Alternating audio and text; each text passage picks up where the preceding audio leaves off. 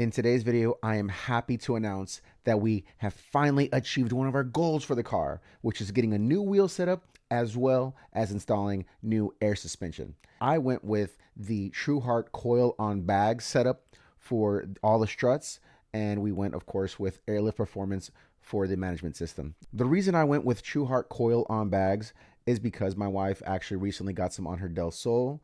We had a previous setup from Airlift Performance and ended up switching to coil on bags through TruHart for her. And she liked them so much that I pulled the trigger for myself as well on my S2000. But now finally getting air suspension back on my car, I am in heaven. We're also going to be diving into a little bit of why my car was out of commission. We ended up figuring out what the check engine light was, and we'll kind of be throwing some little pictures and videos out there regarding that. Thankfully, it's cleared up for the moment now. I still got plans for that in the future, but today we're going to be throwing on the airbags. So thanks for tuning in.